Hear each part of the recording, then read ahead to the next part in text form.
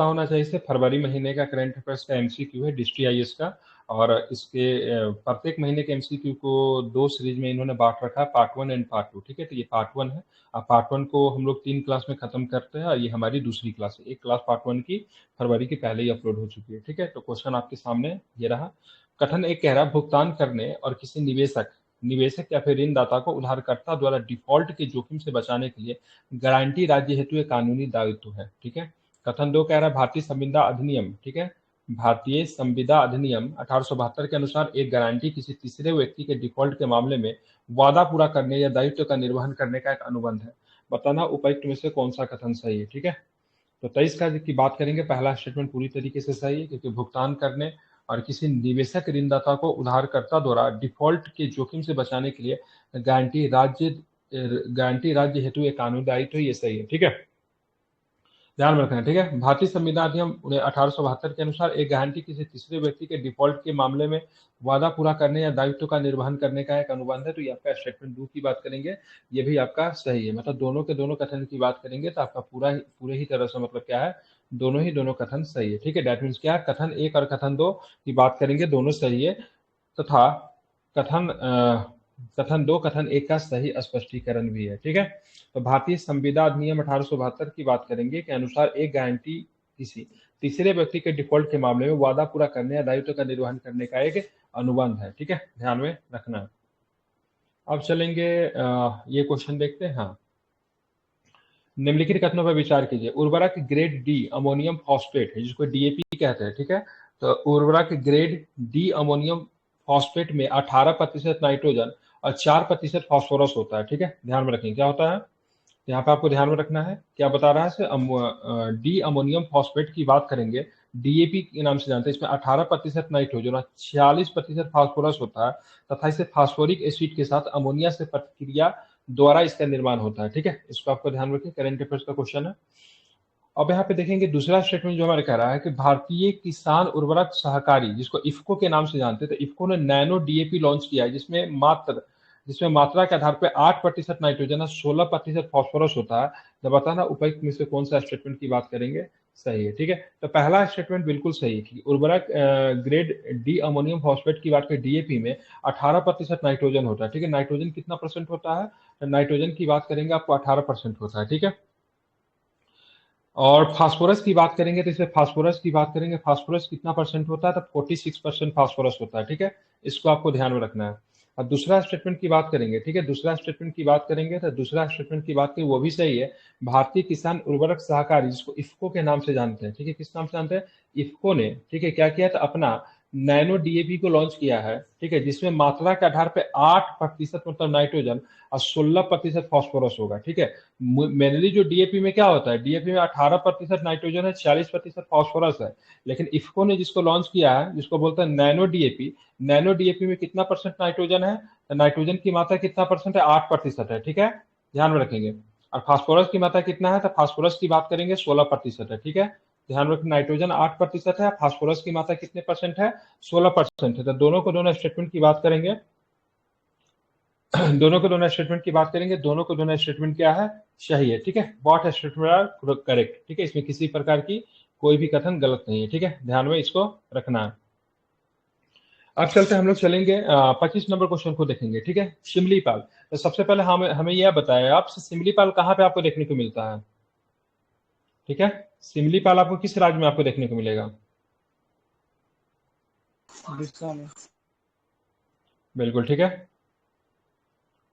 तो यहाँ पे बात करेंगे तो यहाँ पे आपको सिमलीपाल आपको ओडिशा में देखने को मिलता है। तो यहाँ से एक प्रश्न है। ठीक है, सिमलीपाल के रॉयल बंगाल टाइगर का संबंध एक विशेष वंश है, जिसमें मेलानिन की, ठीक है, मेलानिन की अत्यधिक मात्रा होती है, जिसके फलस्वरूप बाघों के शरीर पे काली तथा पीली अंतर छिद्रित धारियां विकसित होती है, जो उन्हें, ठीक है, स्टूडो अथवा छदम मेलानिस्टिक बनाते हैं। ठीक है, और यहाँ पे क्या हुआ ना, ये सिमलीपाल में आपको क्या मिला है ना, ब्लैक टाइगर आपको देखने को मिला, इसलिए चर्चा में आ गया था। ठीक है, ध्यान रखेंगे। तो यहाँ पे पहला वाला स्टेटमेंट की बात करेंगे, बिल्कुल सही है। ठीक है, क्या है, बिल्कुल सही है, क्योंकि सिमलीपाल के रॉयल बंगाल टाइगर्स की बात करें, का संबंध एक विशेष वंश है, जिसमें मेलानिन की अत्यधिक मात्रा होती है, जिसके फलस्वरूप क्या होता है, बाघों के शरीर पर काली तथा पीली अंतर छिद्रित धारियां विकसित होती है, जो उन्हें स्यूडो अथवा छद्म मेलास्टिक बनाते हैं। ठीक है, तो स्टेटमेंट की बात करेंगे आपका सही है। ठीक है, दूसरा की बात करेंगे तो मेलानिज्म एक अनुवांशिक स्थिति है जिसके परिणाम स्वरूप मेलानिन की मात्रा बढ़ जाती है, जिसमें जानवरों की त्वचा अथवा बालों का रंग लगभग या पूरी तरह से मतलब क्या हो जाता है,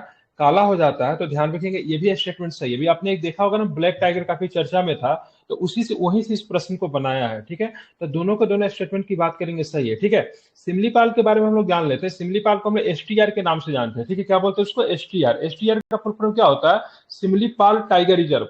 ठीक है, क्या होता है, सिमलीपाल टाइगर रिजर्व। ठीक है, विश्व की पहली मेलानिस्टिक टाइगर सफारी का अनावरण किया गया। ठीक है, तो ओडिशा द्वारा सिमलीपाल टाइगर रिजर्व के निकट स्थापित विश्व की पहली मेलास्टिक टाइगर सफारी का अनावरण किया गया है।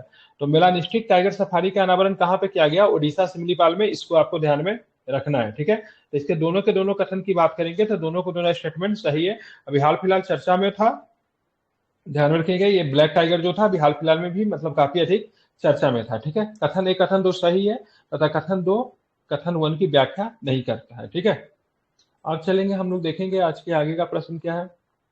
चलिए, मेरा गांव मेरी धरोहर। ठीक है, ध्यान रखेंगे, क्या है, मेरी गांव मेरा धरोहर। ठीक है, मतलब मेरा गांव मेरी धरोहर योजना के संबंध में निम्नलिखित कथनों पर आपको विचार करना है। तो यह संस्कृति मंत्रालय के अधीन इंदिरा गांधी राष्ट्रीय कला केंद्र के समन्वय से संचालित सांस्कृतिक मानचित्र पे एक राष्ट्रीय मिशन है। तो बिल्कुल ठीक है। अब ये ध्यान में रखना, मेरा गांव मेरी धरोहर योजना जो है किस मंत्रालय के अधीन आती है, तो संस्कृति मंत्रालय के अधीन आती है। ठीक है, आप इसे याद रखेंगे। इस योजना के तहत सरकार ने देश के सभी गांवों का मानचित्रण तथा प्रलेखीकरण करने का निर्णय लिया है। तो यहाँ पर दूसरा स्टेटमेंट की बात करेंगे, सही है। ठीक है, तो आपसे एग्जाम में सीधा प्रश्न पूछा जाएगा, तो बताओ मेरा गांव मेरी धरोहर योजना जो है वो किस मंत्रालय के अधीन संचालित किया जाता है, तो संस्कृति मंत्रालय के अधीन संचालित किया जाता है। इस योजना में क्या निर्णय लिया गया है, तो इस योजना के तहत सरकार ने देश के सभी गांवों का मानचित्रण तथा, ठीक है, प्रलेखीकरण करने का निर्णय लिया गया। तो आपका दोनों को दोनों स्टेटमेंट की बात करेंगे। बॉथ स्टेटमेंट है करेक्ट, ऑप्शन नंबर सी।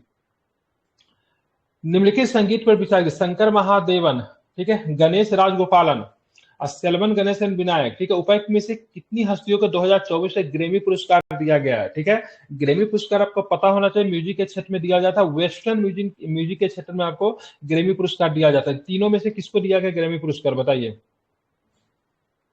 ठीक है, तो सभी तीनों लोगों को दिया गया है। ठीक है, ध्यान रखें। ठीक है, ग्रेमी पुरस्कार की बात करें, मूल नाम क्या है, ग्रेमी पुरस्कार का मूल नाम है ग्रामोफोन अवार्ड।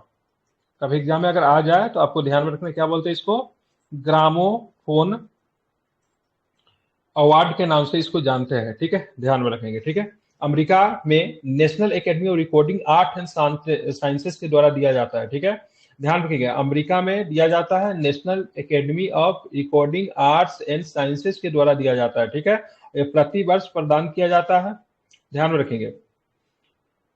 संगीत संबंधी उपलब्धियों को मान्यता देने का वार्षिक आयोजन वर्ष 1958 से किया जाता है। ठीक है, ध्यान, 1958 से शुरू हुआ था और पहली बार की बात करेंगे 1959 में इसको दिया गया था। ठीक है, ग्रेमी पुरस्कार की बात करेंगे 2024 में किसे दिया गया, तो उनका नाम जरा सुन लीजिए। 2024 की बात करेंगे तो जाकिर हुसैन को मिला है, ध्यान में रखेंगे। शंकर महादेवन को मिला है ग्रेमी अवार्ड। ठीक है, जॉन मैकला घलीन को मिला है, गणेश राजगोपालन को मिला है, सेल्वा गणेश विनायक राम शामिल है। ठीक है, इन्होंने अपने एल्बम दी मोमेंट के लिए 2024 के ग्रेमी पुरस्कार जीता है। तो आप पूछा जाएगा, ठीक है,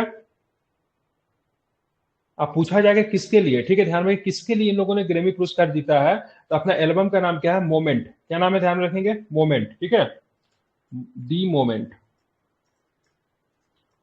मोमेंट के लिए इन्होंने ये अवार्ड जीता है। ठीक है, ध्यान में रखेंगे। किस किस ने जीता है, भारतीय का नाम केवल याद रखिए, यहाँ पे 3 का तो नाम दे रखा है ना। ठीक है, क्या नाम है इनका, शंकर महादेवन है, गणेश राजगोपालन है, शेलवा गणेश विनायक राम है, और साथ में कौन हो जाएंगे, एक और भी नाम मैंने बताया, बताइए और कौन हो जाएंगे, जाकिर हुसैन। क्या बजाते हैं जाकिर हुसैन, शहनाई बजाते हैं, तबला बजाते हैं। क्या बजाते हैं, तबला बजाते हैं जाकिर हुसैन। ठीक है, और इन सबको क्या मिला है, द मोमेंट के लिए मिला है। ठीक है, इंपॉर्टेंट है, ये बहुत इंपॉर्टेंट क्वेश्चन है, बीपीएससी में आपको देखने को मिल सकता है। ठीक है, मार्क कर लीजिए इसको, या फिर कहीं पे लिख लीजिए, फिर स्क्रीनशॉट ले लीजिए। वैसे तो मैंने पीडीएफ ग्रुप में दे रखा है, हिंदी इंग्लिश दोनों में मैंने दिया है, तो इसको आप लोग ध्यान में रखेंगे। समुद्री गाय, ये बहुत चर्चा में है। ठीक है, ये भी बहुत ही, देखिए बीपीएससी क्या करता है ना, हर साल मतलब ने क्या करता है ना, एक जीव से क्वेश्चन पूछता है। 69 बीपीएससी में डॉल्फिन से क्वेश्चन पूछा था, उससे पहले भी किसी से क्वेश्चन पूछ चुका, लेकिन हर साल पूछेगा। इस बार समुद्री गाय काफी चर्चा में है, तो इसको आप लोग क्या कीजिए, बहुत अच्छे तरीके से मतलब क्या कीजिए, इसको आप लोग तैयार करके रखिए, ठीक है, क्योंकि यहाँ से प्रश्न आएंगे ही आएंगे। देखिए बीपीएससी का नियम है, एक मतलब क्या, एक जनजाति से क्वेश्चन पूछेगा, एक मतलब जानवर से क्वेश्चन पूछेगा, और एक मतलब किसी क्षेत्र का ना लोकल सामान से क्वेश्चन पूछ देगा। जैसे करेबा पूछ दिया, जो कि मतलब जाफरान केसर के लिए जाना जाता है, किसी न किसी लोकल कृषि से क्वेश्चन जरूर पूछता है। ये 3 को फिक्स है, उसका ट्रेंड रहता है। तो इस पर समुद्री गाय जो है काफी अधिक चर्चा में है, ठीक है। पहला देखेंगे डुगोंग, ठीक है, गाय का नाम क्या है, डुगोंग, ठीक है। डुगोंग कैरिबियन, मैक्सिको के खाड़ी, अमेजन, पूर्व पश्चिमी अफ्रीका जैसे क्षेत्रों में रहते हैं। ये भारतीय और प्रशांत महासागरों के तटीय क्षेत्रों में भी निवास करते हैं। आईयूसीएन के अनुसार मैनेटिज और डुगोंग दोनों सुबेद के रूप में वर्गीकृत किए गए हैं। बताना कौन सा सही है। तो पहला वाला की बात करेंगे, कथन एक सही नहीं है, ठीक है। डुगोंग भारतीय और प्रशांत महासागर के तटीय क्षेत्रों में रहते हैं, यह भी आपका गलत है, ठीक है। बोल रहा है इसमें कितने कथन सही है, ठीक है, इसका आंसर किया केवल एक कथन सही है, ठीक है। तो आईयूसीएन के अनुसार मैनेटीज और डुगोंग दोनों को सुबेद श्रेणी में रखा गया है, यह स्टेटमेंट गलत है। बाकी पहला दोनों स्टेटमेंट गलत, ये स्टेटमेंट सही है, बाकी पहला दोनों स्टेटमेंट की बात करेंगे, ये फर्स्ट स्टेटमेंट और 2 स्टेटमेंट गलत है। रीजन क्या है गलत होने पे, उस पर जरा हम लोग बात करते हैं। समुद्री गायों में मैनेटी और डुगोंग शामिल है, ठीक है। तो समुद्री गाय में एक डुगोंग भी आता है, साथ में कौन आता है, डुगोंग के अलावा क्या बोलते हैं उसको, मैनेटी। क्या नाम है इसका, मैनेटी, ठीक है। ध्यान रखें क्या आता है, डुगोंग और मैनेटी दोनों के दोनों क्या है, समुद्री गाय है, ठीक है, ध्यान में रखना है। अब यहाँ पे देखेंगे समुद्री गांव में मैनेटी और डुगोंग शामिल है, जिसमें 4 मैनेटी प्रजाति तथा 1 डुगोंग प्रजाति शामिल, जो शाकाहारी डुगोंग डिडो परिवार के आती है। क्या होती है, शाकाहारी होते हैं और ये समुद्री घास खा के जीवित रहते हैं, ठीक है। ये कैरिबियन, मैक्सिको की खाड़ी, अमेजन, पूर्व और पश्चिमी अफ्रीका जैसे क्षेत्रों में मिलते हैं, ठीक है। तो कैरिबियन, मैक्सिको की खाड़ी, अमेजन, पूर्व और पश्चिमी अफ्रीका जैसे क्षेत्रों में मिलते हैं, ठीक है। तो ये आपका गलत लिया है, ठीक है। एक मिनट, गलत है फिर सोल्यूशन में क्यों दे रहा है, ये कैरिबियन, ठीक है, मैक्सिको की खाड़ी, अमेजोन, पूर्व और पश्चिम अफ्रीका, जैसे क्षेत्रों में रहते हैं। कथन एक सही नहीं है। डुगोंग भारतीय और प्रशांत महासागर के तटीय क्षेत्रों में रहते हैं, कथन 2 भी सही नहीं है, ठीक है। ये भी आपका गलत दिए हुआ है, ठीक है। और तीसरा वाला की बात करेंगे, आयुष्मान स्थिति की बात करेंगे, तो इसका क्या है, वल्नरेबल है, तो ये आपका सही लिया, ठीक है। इसमें सोल्यूशन में ये नहीं दिया है कहाँ पे रहते हैं, ठीक है, लेकिन मैं इसमें भारत में आपको पाया जाता है, बस आपको ध्यान रखना, इसके बारे में कुछ बता दे रहे हैं आपको। ये समुद्री गाय होता है, ठीक है। और ये मतलब क्या होता है ना, ये मतलब घास खाते हैं। क्या खाते हैं, ये घास खाते हैं, बिल्कुल, ये बिल्कुल घास खा के रहते हैं, समुद्र के काफी नीचे पाया जाता है, ठीक है। ध्यान में रखना है, भारत के क्षेत्र में भी आपको देखने को मिलता है। बाकी ऊपर में गलती क्या है जो पता नहीं चला था कि अफ्रीका, हाँ, मन्नार की खाड़ी में तो भारत में पाया जाता है, तमिलनाडु में, ठीक है। तमिलनाडु के मन्नार की खाड़ी के आसपास पाया जाता है, देख लेंगे। अब भारत के अलावा किस किस देश में पाया जाता है वो हमको देखना पड़ेगा, ठीक है, क्योंकि प्रशांत महासागर के तटीय क्षेत्र में मुझे नहीं लगता मिलेगा, इसको हम लोग देख लेंगे, ठीक है। चलिए, सुबिका पेंटिंग, ठीक है, पेंटिंग का नाम क्या है, सुबिका पेंटिंग के संबंध में निम्नलिखित कथनों पर विचार करना है, ठीक है। अभी काफी चर्चा में आ गया था सुबिका पेंटिंग, ठीक है। अब देखेंगे, यहाँ पे देखेंगे, यह चित्रकला शैली मणिपुर में कुकी समुदाय के सांस्कृतिक इतिहास से संबंधित है, ठीक है। तो सुबिका पेंटिंग जो है मणिपुर में कुकी समुदाय से नहीं संबंधित है, किस समुदाय से संबंधित है, मतई से संबंधित है। किससे है, मतई से, ठीक है, मतई समुदाय से क्या है, ये संबंधित है, ठीक है। अभी मणिपुर में कुकी मतई संघर्ष देखने को मिला था, तो उसी समय सुबिका पेंटिंग भी आपको निकल कर आया था, ठीक है। तो सुबिका पेंटिंग की बात करेंगे, मणिपुर से संबंधित तो है, लेकिन ये कुकी समुदाय से न संबंधित है, मतई समुदाय से संबंधित है, ठीक है, ध्यान में रखना। यह पेंटिंग हस्त निर्मित कागज अथवा वृक्ष की छाल पर बनाई जाती है, तो यह आपका दूसरा सही है। पहला वाला स्टेटमेंट की बात करेंगे, गलत है, ठीक है। ध्यान रखिए किस समुदाय से संबंधित है, तो मतई समुदाय से संबंधित है, ध्यान में आपको ये रखना है, इंपॉर्टेंट है, ठीक है। अब चलते हैं आगे, चलेंगे तो कौन सा प्रश्न इसमें, कौन सा उपयुक्त में से कौन सा कथन सही, तो दूसरा सही है। भारत में सर्वोच्च न्यायालय से निम्नलिखित कथनों पर विचार करना, ठीक है। सर्वोच्च न्यायालय के बारे में कुछ स्टेटमेंट दिया हुआ है, उस पर जरा हम लोग चला इस पे बात करेंगे। भारत का संविधान का भाग, ठीक है, भाग क्या लिखा है, 6 भारत में सर्वोच्च न्यायालय के संगठन और प्रक्रियाओं से संबंधित है, ठीक है। तो ध्यान रखें गलत है, भाग 6 की बात करेंगे, सर्वोच्च न्यायालय के संगठन और प्रक्रियाओं से संबंधित है, क्योंकि भाग कितना है, तो भाग 5 संबंधित है, किससे संबंधित है, भाग 5। भारत में, वर्तमान भारत में सर्वोच्च न्यायालय के, भारत के मुख्य न्यायाधीश सीजीआई सहित 32 न्यायाधीश है, ठीक है। तो सीजीआई के अलावा की बात करेंगे तो 32 न्यायाधीश की बात करेंगे तो गलत हो जाएगा, ठीक है। टोटल 34 न्यायाधीश है जिसमें सीजीआई को लेकर, ठीक है, ध्यान रखेंगे 33 अलावा है, ठीक है। मतलब टोटल कितना है 34 है, ठीक है। 34 में कितना है तो 33+1 का रेशियो भी, ठीक है, ठीक है। तो ये वाला स्टेटमेंट भी गलत हो गया। देखिए कितने अच्छा से इसको बना, क्योंकि आपको पता होना चाहिए 69 बीपीएससी में कॉलेजियम पद्धति से क्वेश्चन पूछा गया है, ठीक है। कॉलेजियम पद्धति से आज तक कभी भी क्वेश्चन नहीं आया था, 69 बीपीएससी में प्रश्न पूछा गया था। सुप्रीम कोर्ट से भी क्वेश्चन हो सकते हैं, और सीधा सीधा आपसे ये नहीं पूछेगा कि सुप्रीम कोर्ट की स्थापना कब हुई नहीं हुई। इसी तरह के प्रश्न आपको देखने को आपको मिलेंगे, ठीक है। तो ये काफी महत्वपूर्ण है, इसको आप लोग ध्यान में रखना है, ठीक है। तो वर्तमान में सर्वोच्च न्यायालय की बात करेंगे, भारत में मुख्य न्यायाधीश सहित मतलब क्या है 33 है, मुख्य न्यायाधीश सहित मतलब क्या है 34 है, ठीक है। मतलब 33 अन्य न्यायाधीश, और एक की बात करेंगे तो एक आपका मुख्य न्यायाधीश है, ठीक है। अब चलेंगे यहाँ पे देखेंगे, भारत के मुख्य न्यायाधीश सहित किसी भी अन्य न्यायाधीश की नियुक्ति के लिए भारत के मुख्य न्यायाधीश से परामर्श अनिवार्य है, ठीक है। ध्यान रखिए, तो कथन 3 की बात करेंगे, सही है, ठीक है। भारत के मुख्य न्यायाधीश के अतिरिक्त, मतलब मुख्य न्यायाधीश को छोड़ के अन्य किसी भी न्यायाधीश की अगर आप नियुक्ति करते हो तो मुख्य न्यायाधीश से परामर्श लेना सर अभी 33 जरूरी है ना होता है, सर, ठीक है। मैक्सिमम 24 होता है। क्या जो होता है, वर्तमान में बोल रहे हैं अभी प्रेजेंट में 33 है ना, मैक्सिमम 34 होता है। मैक्सिमम कोई सीट निर्धारित नहीं है, ठीक है, ध्यान में रखेंगे। मैक्सिमम कोई भी सीट निर्धारित नहीं है, बेंच के ऊपर डिपेंड करता है, ठीक है। अभी 34 ही है, 33+1 है, ठीक है। वो कम बेस हो सकता है, लेकिन मैक्सिमम का कोई सुझाव नहीं। कैसे मैक्सिमम सीट का बात हो सकता है? अब देश का क्षेत्र के कानून क्या बोलते हैं, केसेस वगैरह कितना होंगे, उसका दायरा कितना होगा, कुछ सीमित थोड़ी ना, मैक्सिमम का बात नहीं किया जा सकता। कहीं पे भी बात होगा तो मिनिमम का बात हो सकता है, मैक्सिमम का नहीं हो सकता है, ठीक है। तो इसमें केवल एक स्टेटमेंट सही है। जैव विविधता पर कन्वेंशन है, ठीक है। जैव विविधता पर कन्वेंशन के संबंध में निम्नलिखित कथनों पे आपको विचार करना है, ठीक है। तो बात करेंगे तो जैव विविधता के संरक्षण के लिए कानूनी रूप से बाध्यकारी संधि जो कि 1972 से लागू किया गया, तो गलत है, 1972 से लागू नहीं किया गया, 1993 से लागू किया गया था, ठीक है। मतलब जैव विविधता के संरक्षण के लिए कानूनी रूप से बाध्यकारी संधि है जो कि कब लागू किया गया, तो 1993 से लागू किया है, ठीक है। इस संधि के उद्देश्य कितने हैं? इस संधि के मुख्यतः उद्देश्य की बात के 3 उद्देश्य है। पहला उद्देश्य की बात करेंगे जैव विविधता का संरक्षण करना, जैव विविधता के घटकों का सतत उपयोग करना, अनुवांशिक संसाधनों के उपयोग से होने वाले लाभों का उचित एवं न्यायसंगत बंटवारा करना, ठीक है। अब चलेंगे दूसरा स्टेटमेंट, भारत ने, ठीक है, भारत ने सीबीडी के प्रावधान, ठीक है, सीबीडी की प्रावधान की बात करेंगे को प्रभावी बनाने के लिए जैव विविधता अधिनियम 2002 को लागू किया। तो बिल्कुल ध्यान रखेंगे 2002 को लागू किया है भारत ने, तो ठीक है, ये बिल्कुल सही है, ठीक है। सीबीडी सचिवालय मॉन्ट्रियल कनाडा में है, ठीक है। जैव विविधता की बात करेंगे उससे संबंधित जो मुख्यालय की बात करेंगे तो कहाँ पे, मॉन्ट्रियल कनाडा में है। तो बिल्कुल ये स्टेटमेंट आपका क्या है, सही है। तो कौन सा कथन सही है, तो ध्यान में रखेंगे इसका स्टेटमेंट नंबर 2 और 3 की बात करेंगे, सही है। बाकी पहला वाला इसलिए गलत हो गया कि 1972 से लागू नहीं, 1993 से लागू है। अब भारत ने इसको कब लागू किया, इसके अधिनियम को 2002 में लागू किया है, ठीक है।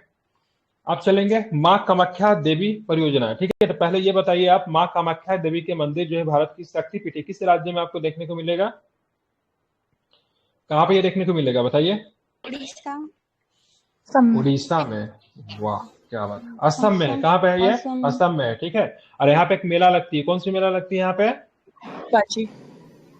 अम्बुबाची का मेला लगता है, ठीक है, ध्यान, बिल्कुल बिल्कुल अम्बुबाची का, ठीक है।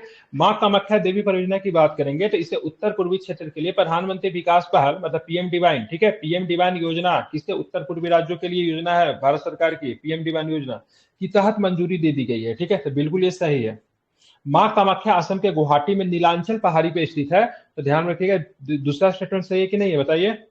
तो दूसरा स्टेटमेंट भी सही है। तो एग्जाम में देखिए सीधे आपसे ये नहीं पूछेगा तो बताओ अम्बुबाची का मेला कहाँ लगता है, कामाख्या मंदिर कहाँ लगता है, डिटेल्स में पूछता है, ठीक है। पूछेगा माँ कामाख्या मंदिर जो है असम के किस पहाड़ी पे है, ठीक है। तो गुवाहाटी में कौन सा पहाड़ है, नीलांचल पहाड़ी, कौन सी पहाड़ी है, नीलांचल पहाड़ी पे है, ठीक है।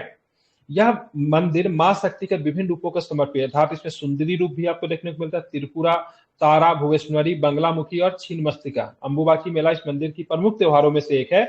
यह त्योहार हर साल देवी कामाख्या के वार्षिक मासिक धर्म के उपलक्ष्य में, ठीक है, ध्यान रखेंगे, आयोजित किया जाता है, ये भी आप ध्यान में रखेंगे, ठीक है। तो पीएम डिवाइन योजना के तहत यहाँ पे क्या किया जा रहा है, तो यहाँ पे एक क्या बनाया जा रहा है, ठीक है। तो यहाँ पे परियोजना शुरू किया गया जिसमें पीएम डिवाइन योजना के तहत इसको मंजूरी दे दी गई है, ठीक है। अब पीएम डिवाइन योजना की बात करेंगे तो उत्तर पूर्वी राज्यों का मतलब क्या है, डेवलप करने के लिए, ठीक है। तो इसके दोनों के दोनों स्टेटमेंट की बात करेंगे, सही है, ठीक है। अब देखेंगे यहाँ पे एक आईटी से क्वेश्चन है, ठीक है। अब आईटी से क्वेश्चन बहुत सारे 69 बीपीएससी में पूछे गए थे, ठीक है। तो ये आपका जो क्वेश्चन है इंफॉर्मेशन टेक्नोलॉजी से क्वेश्चन, इसको देखते हैं। कथन एक की बात, ग्रेफ थ्री एक्सपेरिमेंट, ठीक है। ग्रेफ थ्री एक्सपेरिमेंट ने, ठीक है, 100 टीईवी से ऊपर लेकिन कॉस्मिक रे प्रोटॉन नी के नीचे नई विशेषता की खोज की जो सिंगल पावर लॉ स्पेक्ट्रम से विचलन का संकेत देता है।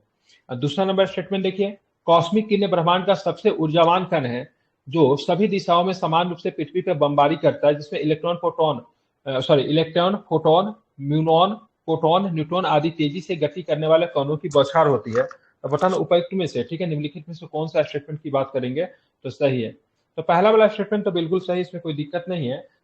ग्रेफ थ्री की बात करेंगे तो ग्रेफ थ्री की बात की, ग्रेफ थ्री एक्सपेरिमेंट ने, ठीक है, 100 टीईवी से ऊपर लेकिन कॉस्मिक रे प्रोटीन नी के नीचे नई विशेषताओं की खोज की जो सिंगल पावर लॉ स्पेक्ट्रम से विचलन का संकेत देती है। अब दूसरा वाला स्टेटमेंट की बात करेंगे तो दूसरा वाला स्टेटमेंट की बात करें वो भी सही है, ठीक है, क्योंकि इसमें कॉस्मिक किरणें ब्रह्मांड की सबसे ऊर्जावान किरणें हैं जो सभी दिशाओं में समान रूप से पृथ्वी पर बमबारी करते हैं, जिसमें से इलेक्ट्रॉन, फोटोन, म्यून, प्रोटॉन, न्यूट्रॉन आदि तेजी से गति करने वाले कणों का बौछार होती है, ठीक है। तो ये भी स्टेटमेंट आपका सही है। इसके आंसर की बात करेंगे तो इसका आंसर आपका लिया option number B. That means क्या है, कथन एक कथन दो की बात करें दोनों का दोनों सही है और कथन दो कथन एक की सही व्याख्या नहीं है, ठीक है। निम्नलिखित तथ्यों पर फिर से आपको विचार करना, ठीक है। कॉन्स्टिट्यूशन से क्वेश्चन, इसलिए ध्यान से पढ़ना है, ठीक है। वर्ष 1935 में भारत सरकार अधिनियम के तहत पहली बार पिछड़ी जनजातियों के प्रतिनिधियों को प्रांतीय विधानसभाओं में आमंत्रित किया गया, ठीक है। अब देखेंगे यहाँ पे दूसरा स्टेटमेंट देखेंगे, संविधान अनुसूचित जनजातियों के मान्यता के मानदंडों को परिभाषित नहीं करता है, ठीक है, और इसीलिए वर्ष 1931 की जनगणना में निहित परिभाषा का उपयोग स्वतंत्रता के बाद के आरंभिक वर्षों में किया गया था। तो पहला वाला स्टेटमेंट तो बिल्कुल सही है, इसमें कोई दिक्कत नहीं है, क्योंकि वर्ष 1931 की जनगणना के अनुसार अनुसूचित जनजातियों को, ठीक है, बहिर्वेशित और आंशिक रूप से बहिष्कृत क्षेत्रों में, ठीक है, पिछड़ी जनजातियों के रूप में माना जाता है। वर्ष 1935 के भारत सरकार अधिनियम के तहत पहली बार पिछड़ी जनजातियों के प्रतिनिधियों को प्रांतीय विधानसभा में आमंत्रित किया गया, तो ये तो सही है। बाकी दूसरा स्टेटमेंट की बात करेंगे, दूसरा स्टेटमेंट भी सही है, संविधान अनुसूचित जनजातियों के मान्यता के मानदंडों को परिभाषित नहीं करता, इसलिए वर्ष 1921 की जनगणना में निहित परिभाषा का उपयोग स्वतंत्रता के बाद के आरंभिक वर्षों में भी किया गया, ठीक है। तो आपका दोनों के दोनों स्टेटमेंट की बात करेंगे सही है। हाल में ही खबरों में एक टाइफून देखा गया जिसका नाम था बोल्ट, ठीक है। तो हाल ही खबरों में बोल्ट टाइफून देखा गया है। अब बोल्ट टाइफून से संबंधित प्रश्न है, उस पर आपको क्वेश्चन बनाने हैं, ठीक है, ध्यान रखेंगे, ठीक है। बोल्ट टाइफून से क्या है प्रश्न है, उसको आपको बनाना है, ठीक है। आपका क्वेश्चन नंबर, हाँ, या बोल्ट टाइफून की बात करेंगे तो यह पश्चिमी प्रशांत महासागर में एक चक्रवात है, ठीक है। चीनी राज्य प्रायोजित समूह अमेरिका के महत्वपूर्ण बुनियादी ढांचों को निशाना बना रहा है, ठीक है। भारत में पहली स्वदेशी निर्मित इलेक्ट्रिक कार है या फिर इनमें से कोई नहीं, ठीक है। इसका ऑप्शन क्या है, इधर भी दिया है क्या, इधर नहीं दिया होगा, ठीक है। तो बताना बोल्ट टाइफून है क्या। तो बोल्ट टाइफून की बात करेंगे तो कोई टाइफून नहीं है, ये चीनी राज्य प्रायोजित, ठीक है, मतलब चाइनीज गवर्नमेंट के द्वारा स्पॉन्सर समूह है जो कि अमेरिका के महत्वपूर्ण बुनियादी ढांचों को मतलब क्या कर रहा है, निशाना बना रहा है, ठीक है। जैसे मान लीजिए बुनियादी ढांचा में क्या आएगा, तो संचार आ जाएगा, विनिर्माण आ जाएगा, परिवहन आ जाएगा। जैसे मान लीजिए भारत का बुनियादी ढांचा में क्या होगा, तो भारत का बुनियादी ढांचा मान लीजिए दिल्ली मेट्रो। दिल्ली मेट्रो को क्या किया, किसी ने हैक कर लिया। अब दिल्ली मेट्रो को किसी ने हैक कर लिया तो जो मेट्रो को राजीव नगर जाना था वो चला जाएगा, कहीं और चला जाएगा, किसी को और चला जाएगा, कितना अधिक नुकसान होगा, ठीक है, क्योंकि सारा मतलब क्या नेटवर्क से कनेक्ट है।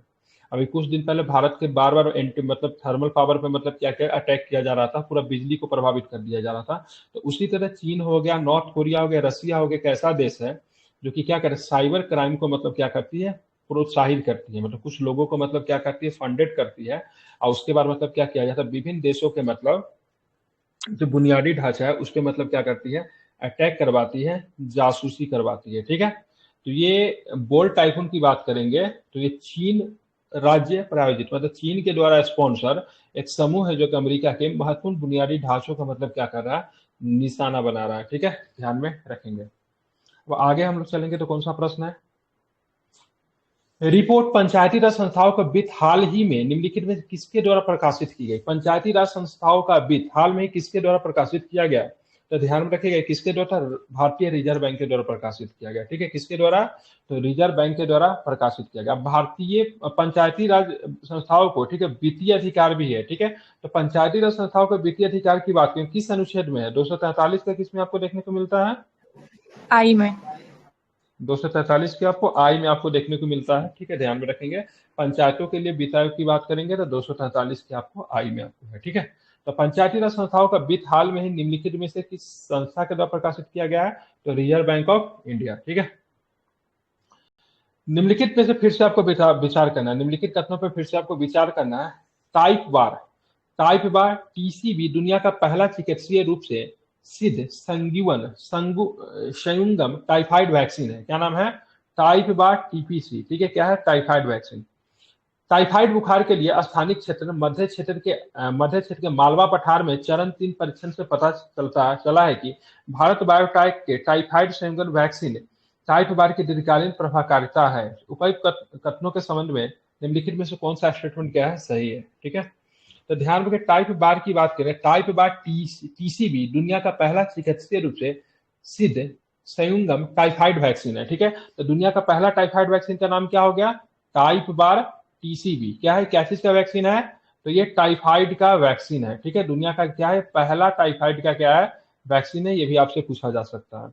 अब यहां से क्या प्रश्न है, आप देखेंगे यहाँ पे दूसरा वाला स्टेटमेंट देखते हैं, दूसरा वाला स्टेटमेंट हमारा सही है कि नहीं है। ठीक है, तो ध्यान रखेंगे तो दूसरा वाला स्टेटमेंट की बात करेंगे तो दूसरा वाला स्टेटमेंट आपका गलत है। ठीक है, क्योंकि देखेंगे यहाँ पे टाइफाइड बुखार के लिए स्थानिक क्षेत्र मध्य प्रदेश के मालवा पठार में चरण 3 परीक्षण से पता चला है कि भारत बायोटेक के टाइफाइड संयुंगम वैक्सीन टाइप बार की दीर्घकालीन प्रभावकारिता है। तो ये स्टेटमेंट क्या आपका गलत है।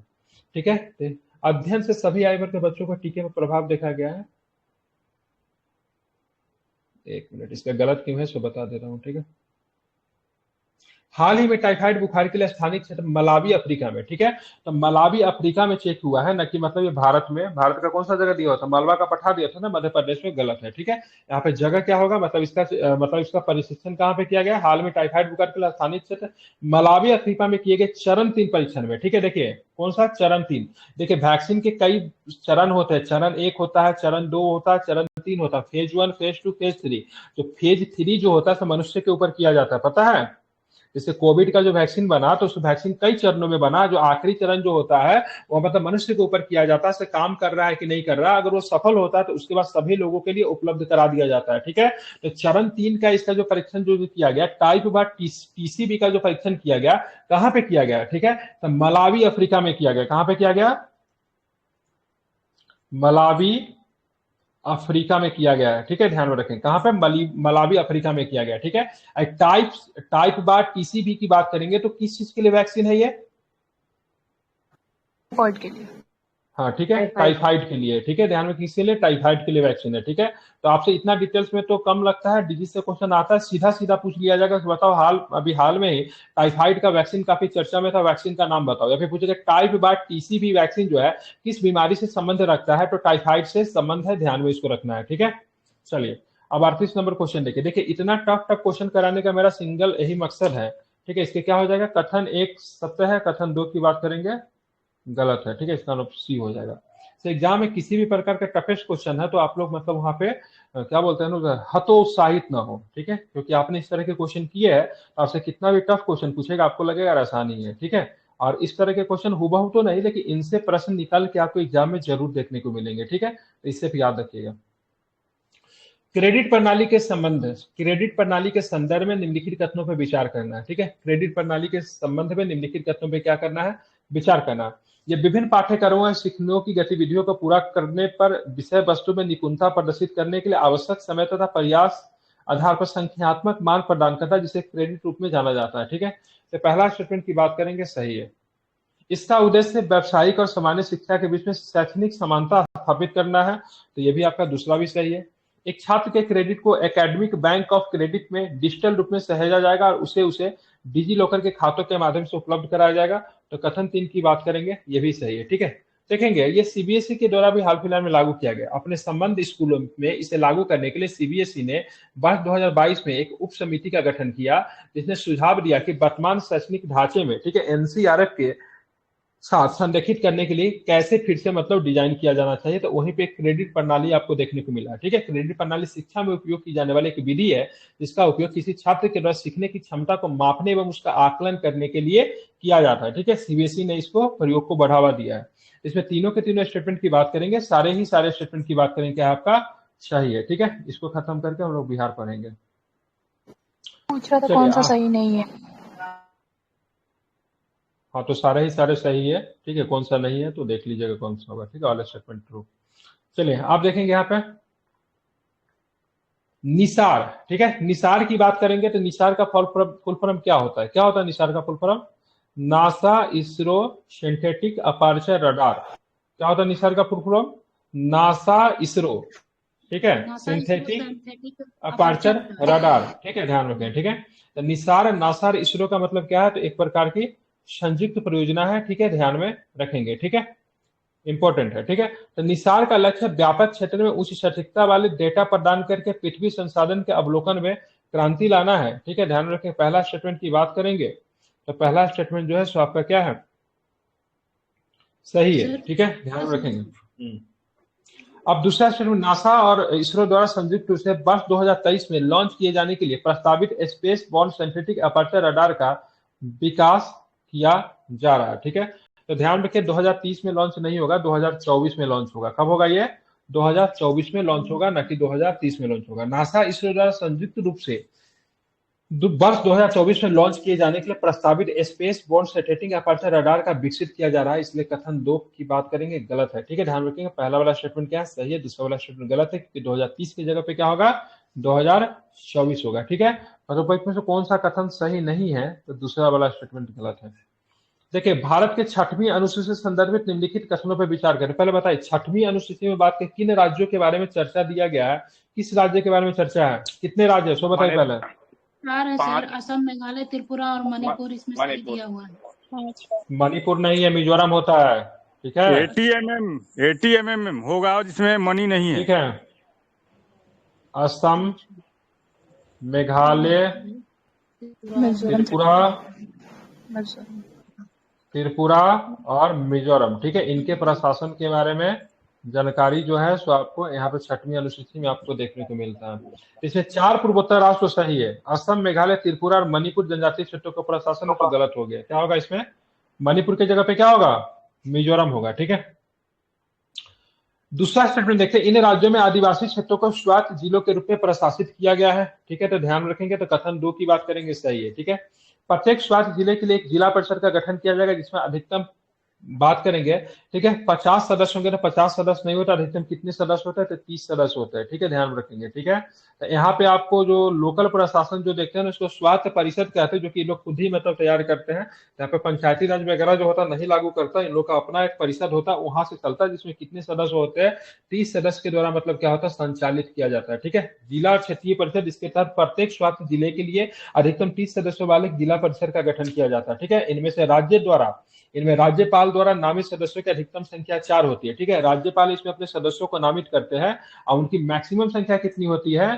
तो 4 होती है। बाकी सदस्य जो होते हैं, ठीक है, शेष का चयन जो होता है किस आधार पे होता है? वयस्क मताधिकार के आधार पे शेष सदस्यों को चुना जाता है। 26 सदस्यों को चुना जाता है और 4 सदस्यों का क्या होता है? तो 4 सदस्यों का राज्यपाल के द्वारा क्या होता है? नामाकरण किया जाता है। ठीक है, तो बहुत महत्वपूर्ण क्वेश्चन था, इसे आप ध्यान में रखेंगे। बोला कितने कथन सही है?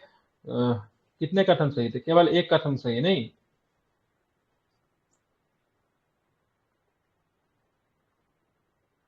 कितने कथन सही है? ठीक है, कथन 2 सही है, कथन 3 गलत है, कथन 1 भी गलत है। ठीक है, तो ये प्रश्न गलत दे दिया है। ठीक है, मतलब इसमें केवल एक कथन सही था ऐसा नहीं, इसमें पूछना चाहिए उपयुक्त कथनों में से कौन कथन सही है। ठीक है, क्या होना चाहिए? कौन सा कथन की बात करेंगे? कौन सा कथन क्या है? सही है। ठीक है, ध्यान में रखना चाहिए। ठीक है, तो कथन नंबर कौन सा सही है? Option number B. ठीक है, बी जो है आपका सही है। ठीक है, ध्यान में रखेंगे। अब आते हैं सकल। ठीक है, आज का सेकंड लास्ट क्वेश्चन, सकल मूल्य वर्धित जीवीए। क्या बोलते हैं? सकल मूल्य वर्धित जीवीए के नाम से जानते हैं। ठीक है, ध्यान रखेंगे। तो किस संबंध में निम्नलिखित कथनों पर विचार करना है? जीवीए उत्पादकों द्वारा उत्पादन के दौरान वस्तु और सेवाओं में जोड़े गए मूल्य को मापता है। ठीक है, तो यह तो आपका सही है।